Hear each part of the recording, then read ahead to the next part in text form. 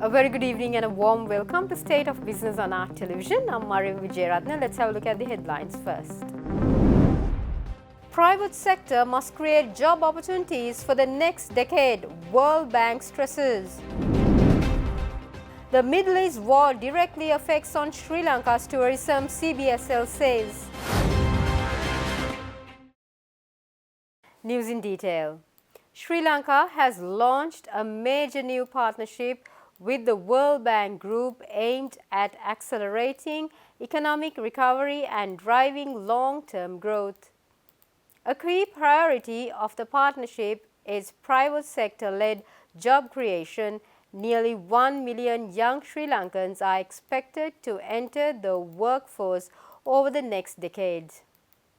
President Anurakumara Dissanayake says the country is building on improved macroeconomic stability, stronger governance and fiscal reforms with a focus on sustainable and inclusive growth.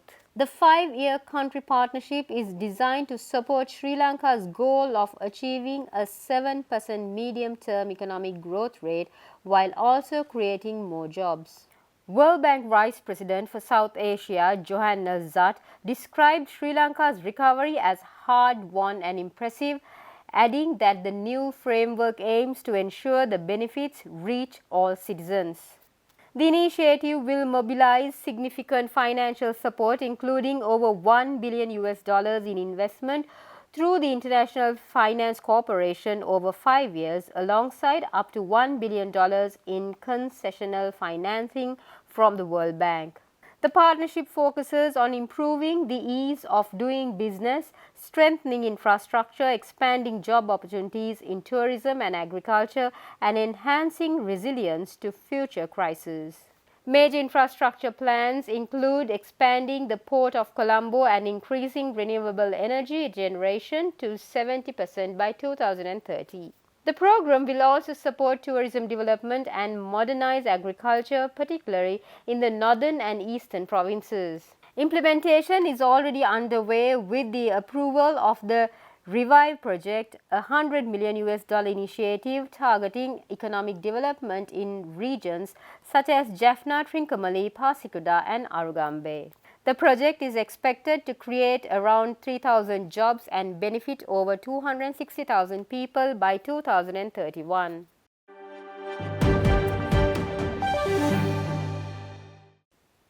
Headline inflation in Sri Lanka rose to 2.2% in March, up from 1.6% in February, with food prices up 0.7% and non-food items increasing 2.9%.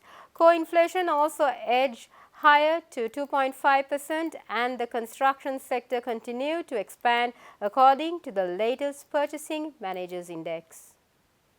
Global oil prices were volatile, rising early in the week due to Middle East tensions, easing midweek and climbing again amid uncertainty. By week's end, Brent and WTI crude prices increased by 40 cents and $11.5 per barrel respectively. Domestically, lending rates rose with the prime rate at 9.86% and the call money rate at 7.63%. Credit to the private sector grew strongly while net credit to the government declined.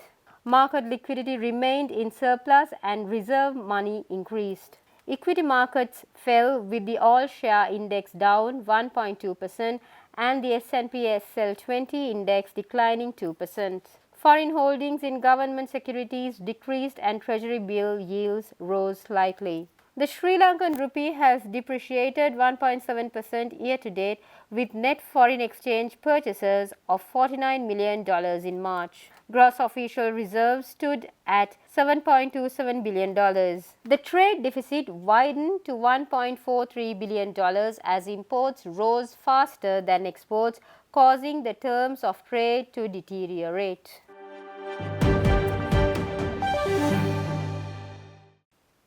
Tourist arrivals into Sri Lanka fell 19.7% in March 2026 compared to the same month on the previous year.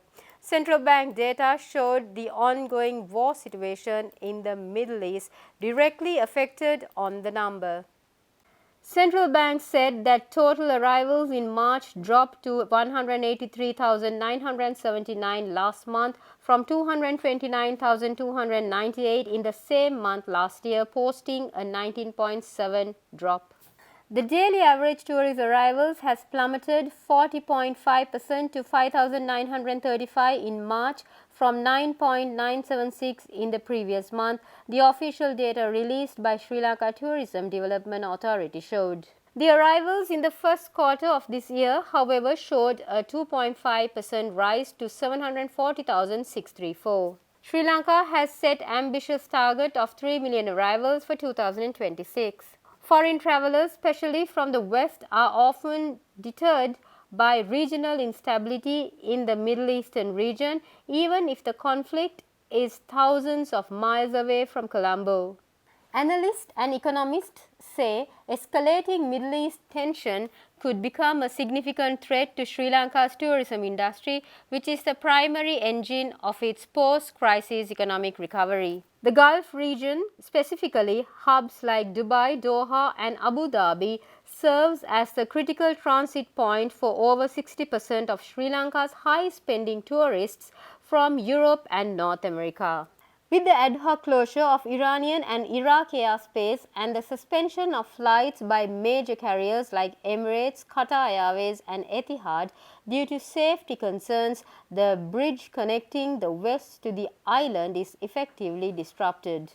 Beyond the logistics of transit, the tension directly impacts the high-spending segment. Travelers from the Middle East itself, particularly from Saudi Arabia and the UAE, represent a lucrative market for Sri Lanka's luxury villas and wellness retreats. During times of regional conflict, these travelers tend to stay home or travel ultra-safe short-haul destinations.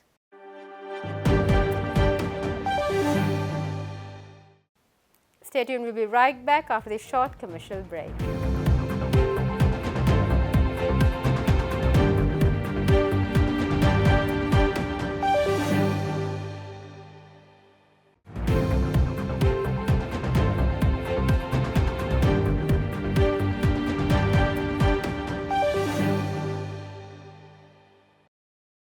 Welcome back after the break. The Presidential Secretariat yesterday hosted a key discussion on the government's support for the upcoming Walk for Peace program in Sri Lanka. In this program, a sapling of the Sri Mahabodhi obtained with the blessings of the Atamasthana Adipati and the Mahasangha will be carried throughout a march. The meeting was chaired by Dr. Venerable Melpitiye Vimalakirti and attended by Presidential Secretary Dr. Nandika Sanath Kumar Nayaka along with senior officials from the government and security forces. The program will feature Venerable Panyakara Thera, who previously led a 110-day peace march across 10 US states along with a delegation of 12 senior monks. They are scheduled to arrive in Sri Lanka on April 21st. From April 22nd to April 28th, the Mahasangha will actively participate in the peace march across multiple districts, delivering a message of peace to communities throughout the country. The march will officially begin with blessings at the historic Jai Sri Mahabodhi in Anuradhapura, heading to Independence Square on April 28th. At the conclusion of the program, the sapling will be formally handed over by President Andrakumara Dissanayake to the Mahasangha that participated in the march from the United States. The meeting also reviewed organizational arrangements for the program, including the preparation of participating monks, health and safety measures and security. This initiative marks a significant effort to promote peace and harmony across the nation, bringing together religious leaders, government officials and the public in a unique demonstration of unity.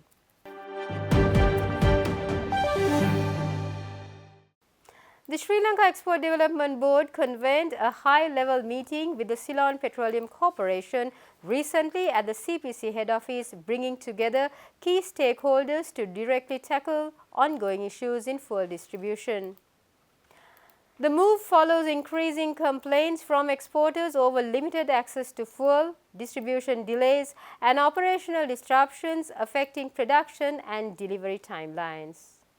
It focused on increasing complaints from exporters over limited access to fuel distribution delays and operational disruptions affecting production and delivery timelines. In response, the Ceylon Petroleum Corporation agreed to engage in direct discussions and explore immediate solutions, including the introduction of a more reliable and prioritized fuel supply mechanism for export-oriented industries. The meeting saw participation from a broad cross-section of the export sector, including apparel, gems and jewelry, electronic, marine industries, pharmaceuticals, ceramics, rubber and technology industries that collectively play a critical role in national export earnings.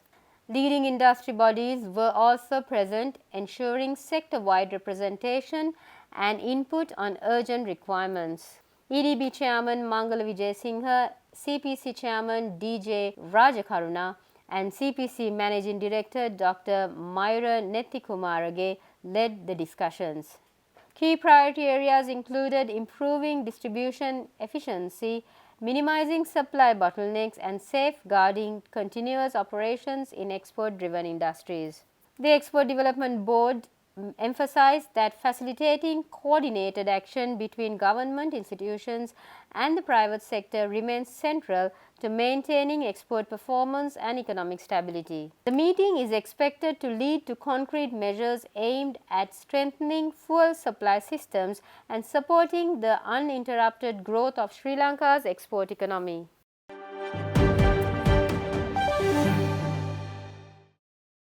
Haley's Mobility has unveiled a new affordable car in the Sri Lankan market, aiming to expand access to budget-friendly vehicles.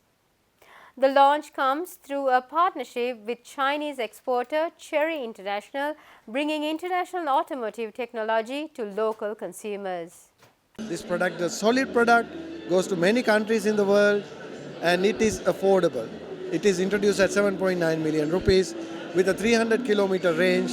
You can charge, if you have solar, you can charge with solar and run at a less than 1 rupee per kilometer.